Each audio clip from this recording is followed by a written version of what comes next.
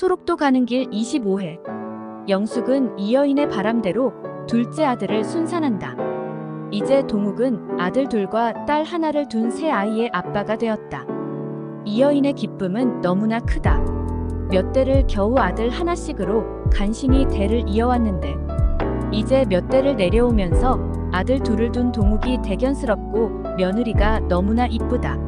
참으로 좋은 며느리다. 일도 억척스럽게 잘 해내고 있고 집안 살림은 물론이고 아직 아들 내외가 큰 소리 하나 없이 살아가고 있는 것은 아들이 잘해서라기보다는 며느리의 성품이 묻어나기 때문이라는 생각을 하는 이 여인이다. 집안이 잘 되려고 복덩이가 들어왔다는 것을 인정하고 있는 이 여인이다. 그러나 이 여인은 아무리 기쁘고 좋은 일이 있어도 마음 가득 자리 잡고 있는 순영에 대한 생각을 버리지 못하고 있다. 작은 딸 순미가 대학을 가겠다고 고집을 부릴 때 끝까지 말리지 않았던 것도 순미만이라도 자신의 삶을 살아가게 해주는 것이 좋겠다는 생각을 하면서 조금 반대를 하다가 슬그머니 물러섰다. 어려서부터 집안 살림을 도와주는 것보다는 자신의 공부에 더 신경을 쓰며 누가 뭐라고 해도 공부에만 전념을 해오던 순미였다. 그렇게 순미마저 집을 떠나고 나니 이 여인의 마음은 더욱 허전하고 순영에 대한 짙은 그리움은 날이 갈수록 더욱 깊숙이 파고든다. 면회가 되는 병원 같으면 날마다 가서 순영의 얼굴을 보고 싶다. 문둥병이 얼마나 무서운 병이기에 가족들의 면회마저 금지를 시키고 있나 하는 생각을 하면서 깊은 한숨을 내쉬는 것이 이 여인이 할 수 있는 것의 전부였다. 면회가 허락이 된다면 마음이 이렇듯 답답할 것 같지 않다는 생각을 하면서 남편의 모습을 떠올려 본다. 이 여인은 남편의 제대로 된 얼굴을 기억할 수 없다. 언제나 얼굴을 가리고 있었고 이미 일그러지고 뭉개어진 남편의 얼굴 모습을 똑바로 마주대할 수가 없었다. 그런 모습으로 순영이 망가져버린다면 어쩌나 하는 생각을 하면 이 여인은 잠시도 마음이 아프지 않을 때가 없다. 그러나 이 여인은 한 가닥 희망을 끈을 놓지 않는다. 남편처럼 아무런 치료를 받지 못하고 세상과 단절이 된 채 살아가고 있는 것보다는 그래도 치료를 받고 있으니 그런 모습까지는 되지 않으리라는 희망을 가지고 순영을 기다리는 삶을 살아가고 있는 이 여인이다. 그런 이 여인의 마음과는 달리 아이들은 밝고 명랑하게 자라고 있다. 마디인 상우는 이제 미운 짓을 하는 나이라 그런지 온 집안을 돌아다니며 온갖 말썽을 일으킨다. 상우 밑으로 계집아이인 상희는 계집아이답게 얌전하고 싹싹한 모습이 마치 순영이의 어릴 때의 모습과 흡사했다. 이 여인은 그런 상희를 더없이 사랑하고 이뻐한다. 이제 아이 셋이서 떠들고 노는 모습들이 집안의 활기를 더해주고 있다.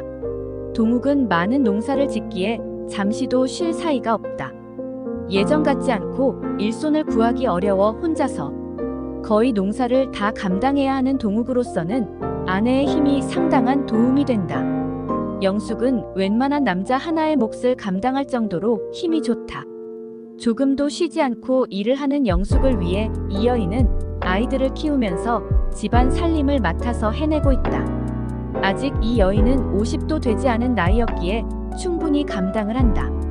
워낙에 남편과의 나이 차이가 많은 이 여인이기에 아직도 노인이라고 하며 뒷방 쪽으로 밀려나 손을 놓고 가만히 있을 나이도 아니다. 마을은 갑자기 술렁거린다. 마을로 고속도로가 뚫린다는 소문이 나돌아. 농토를 가지고 있는 주민들은 너나 없이 불안한 마음이 되어 술렁거린다.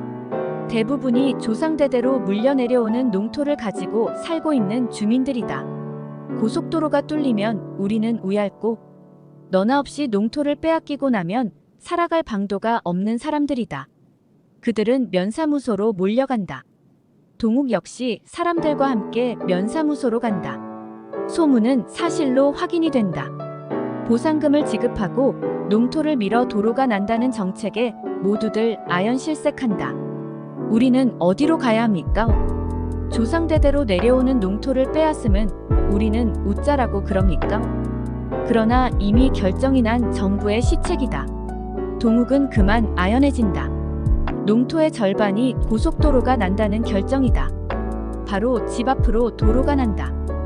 아무리 보상을 받는다 해도 조상대대로 내려온 땅이다. 그 땅을 지키기 위해서 자신의 모든 꿈을 포기하고 평생을 가꾸며 지키려고 했던 땅이다.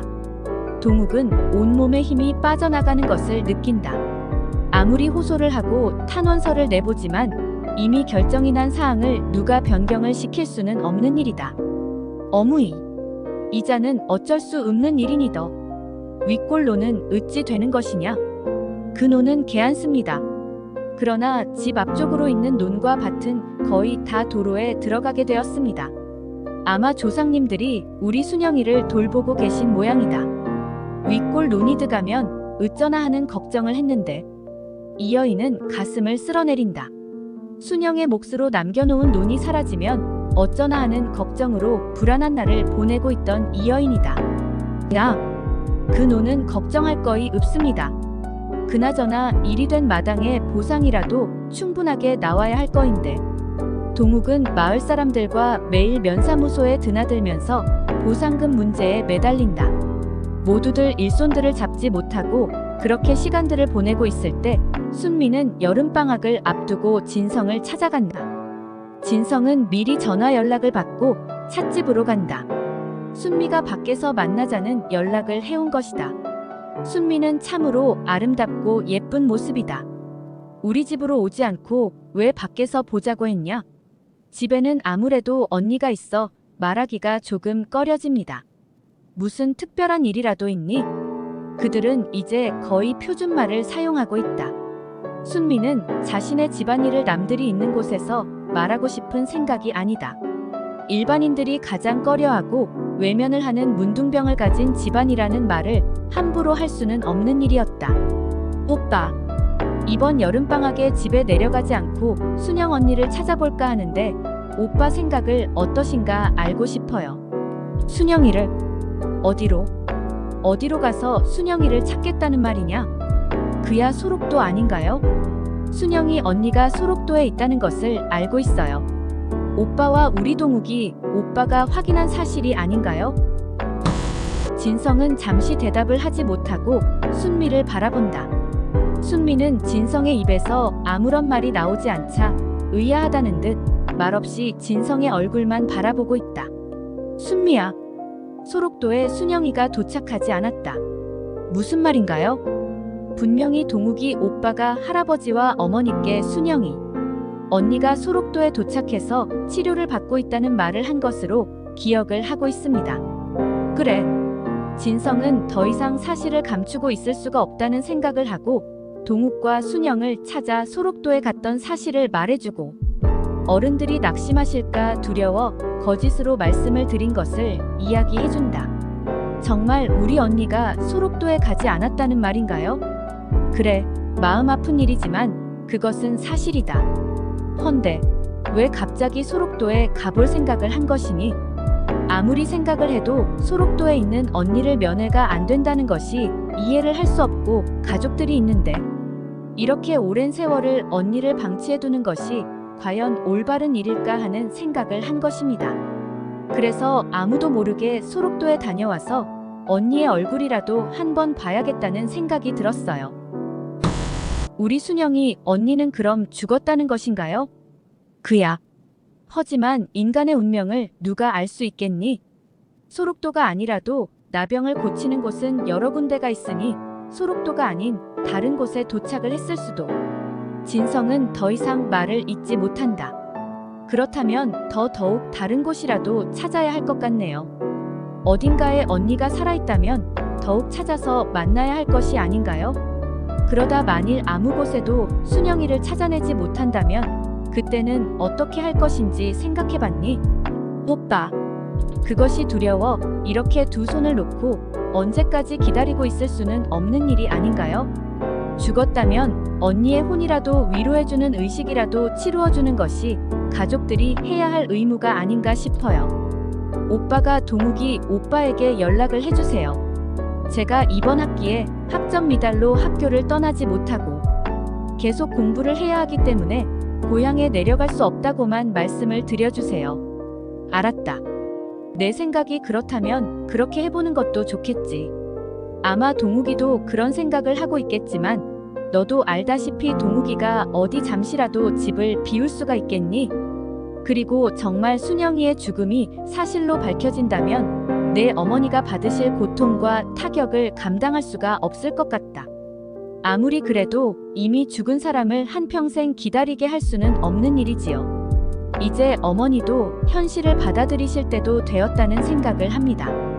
우선 제가 수소문에서 찾아볼 수 있는 데까지는 찾아보겠습니다. 진성은 순미의 야무진 결심을 본다. 너 운전면허 취득했지? 네. 어때? 운전에는 자신이 있니? 이제 어느 정도는 자신이 있습니다. 그렇다면 내 차를 가지고 다니거라. 그 먼 거리를 버스를 타고 다니다 너까지 병이 날까 겁나고 동욱이가 나를 믿고 너를 이곳으로 보냈을 때는 너에 대한 것은 내 책임이다.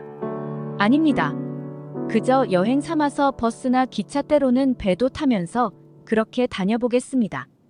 여름방학에 안 되면 겨울방학에 다시 찾아 나서고 그래도 안 되면 졸업 후에라도 찾아 나설 생각입니다.